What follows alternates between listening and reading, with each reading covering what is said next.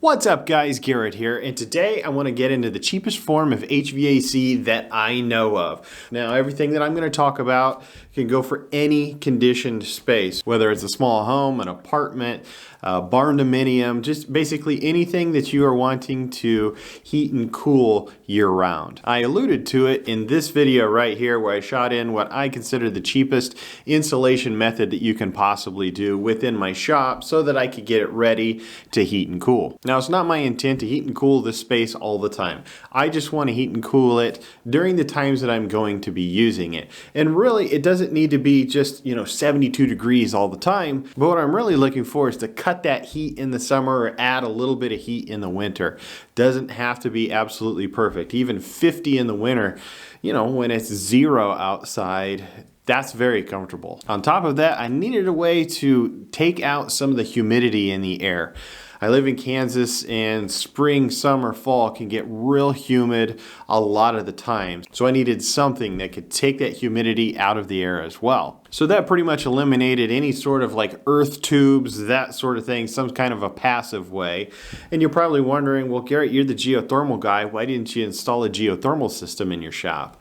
Well, number one, it is expensive, and while it can be made cheaper by doing it yourself, I see its application best in medium to large sized homes that are going to be heated and cooled year round. You're going to see so much savings because of that. But in my application, where I'm just going to be turning it on and off whenever I'm in the space using it, which isn't all the time, I needed something that was going to be fairly inexpensive while being somewhat efficient. So when I started this journey, I really just wanted heat. And so I was looking at all kinds of different ways, whether it be a wood-fired stove, which would heat up just a little part of my shop, and then I'd have to distribute it around. I looked at used waste oil burner type systems, and the cheapest I could find on that was even like $2,500, and that only covers heating.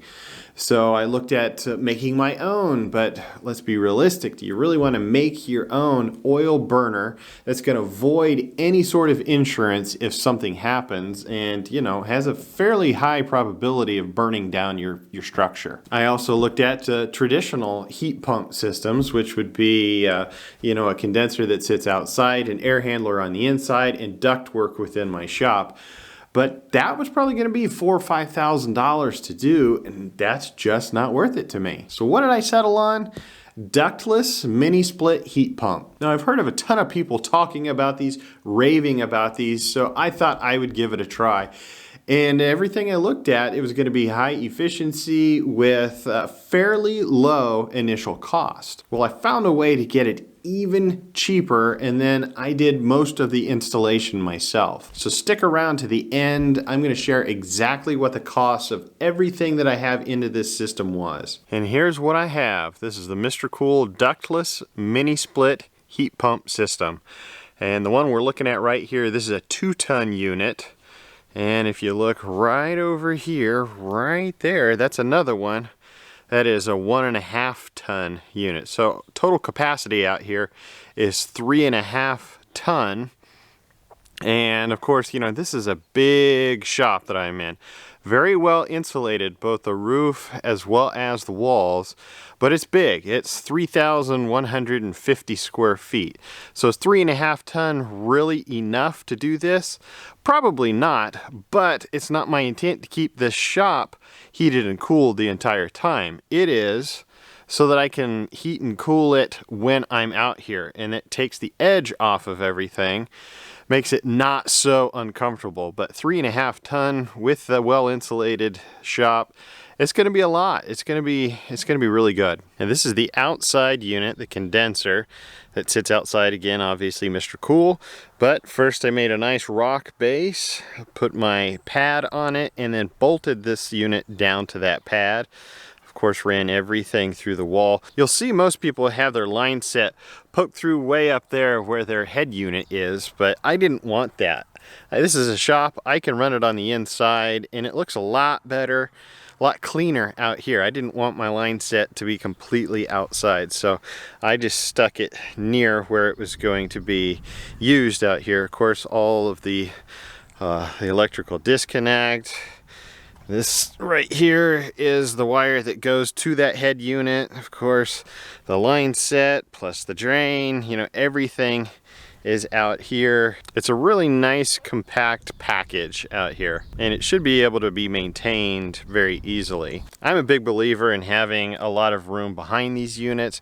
Number one, if you ever need to wash this thing, it's a lot easier if it's not sucked all the way up against the shop. And number two, it allows a heck of a lot more airflow around this unit. Like I said, I have two of these. This is my other unit. This is the 1.5 ton.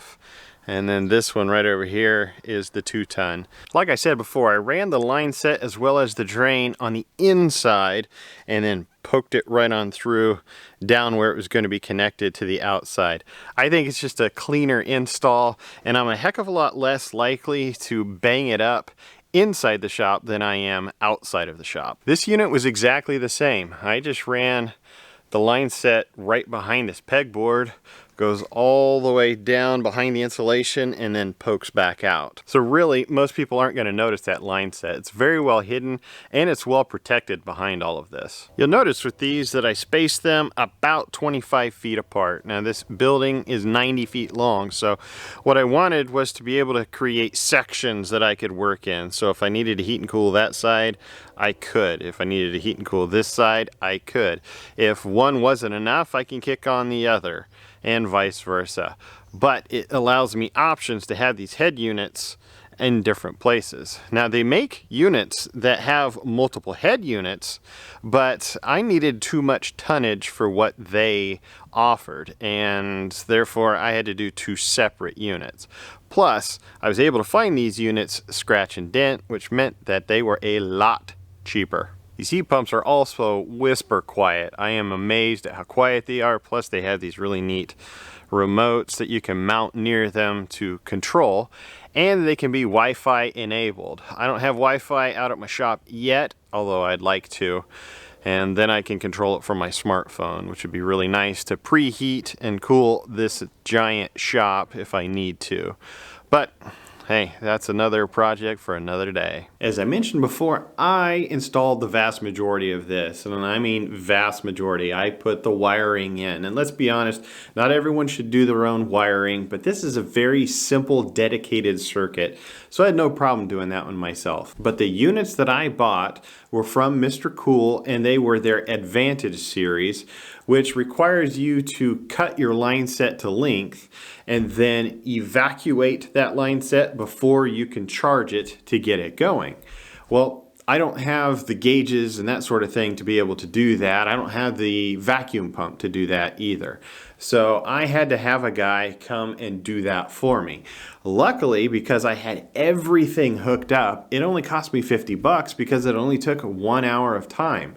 And if you're calling a company to do this, they're going to charge more than that. But if you can find just an individual that does it on the side, they're going to be fairly inexpensive. $40 to $50 an hour is generally, in my area in Kansas, what they charge. And if you don't know an AC person, talk to a neighbor. They probably do. Somebody you know knows somebody that does it on the side, and get a hold of that person. Not only can they do it cheaper usually for you, but they'll have the refrigeration license to be able to buy a lot of this stuff wholesale, and they'll pass on some of those savings to you. My 1.5 ton unit was $619.98. And the reason that this costs so little compared to what you normally would see is because it was a scratch and dent. It was still the full kit, but it was a scratch and dent deal. So the unit's perfectly functional. It just has a few marks or dents or that sort of thing in it. So you can save, I'd say 30 to 40% just by doing that. And I found mine on eBay, and I was buying from Ingram's, which is a pretty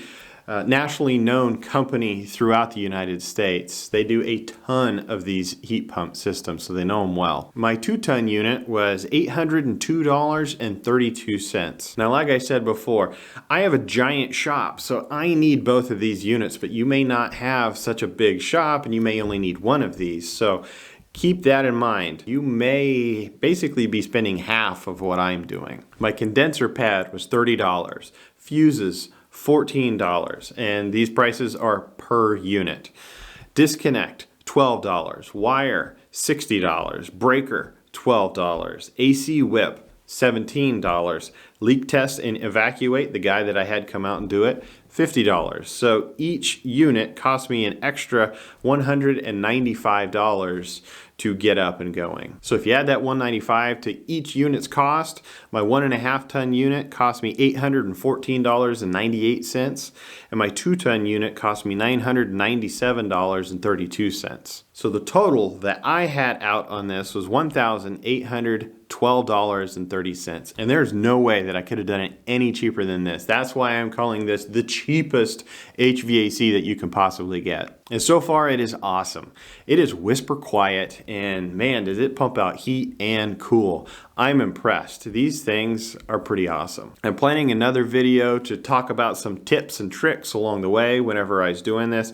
I learned a whole lot whenever I installed my first unit, which is at 1.5 ton. So that second unit, that 2 ton unit, went way faster. And I'm going to share some of those tips with you in another video, as well as talk about some of the maintenance you're going to need to do on those systems as time goes on. Make sure to hit that like button down below, as well as subscribe. I'll see you guys next time.